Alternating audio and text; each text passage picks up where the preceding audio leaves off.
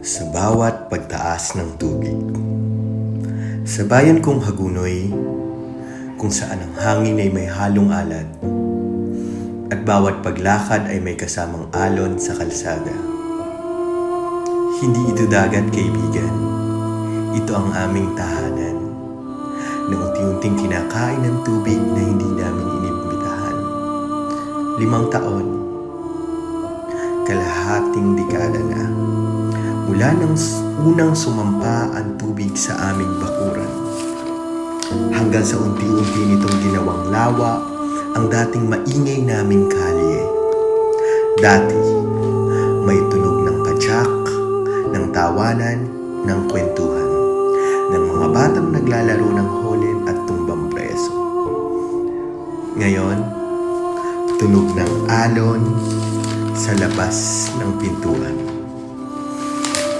Ang mga punong mangga, dating lilim ng aming pagkabata, ngayon mga kalansay na nakalubog, mga saksi sa dahang-dahang paglubog ng pag-asa.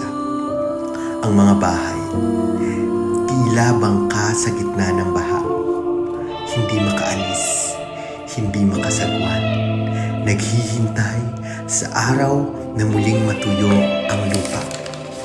Pero sa bawat pagtaas ng tubig ay may kasabay ding pagtaas ng aming pag-asa, sapagkat hindi lang kami nakatira rito.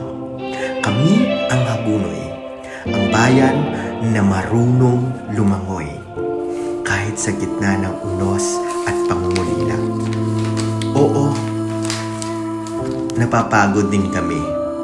May mga araw na gusto na naming sumuko, kapag ang asin sa tubig ay kasing alat na ng aming mga luha.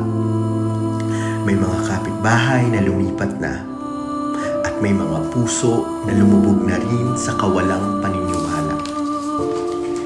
Ngunit ang nananatili kumakapit sa may kapal, sapagkat alam naming hindi kailanman lumulubog ang pananalig sa kamay ng Diyos na may hawak ng bawat alon.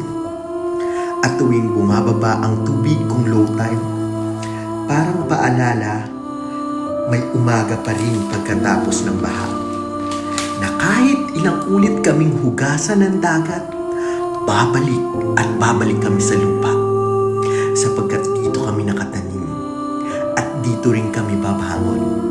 Hagunoy, hindi ka lang bayan ng baha. Ikaw ay bayan ng matatatag na mga pusong marunong lumutang sa pag-asa kahit lubog na sa problema.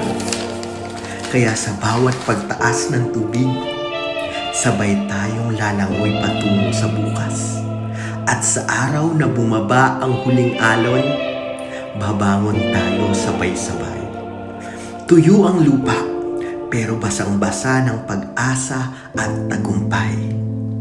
Hagunoy. Sa sagipin ka namin.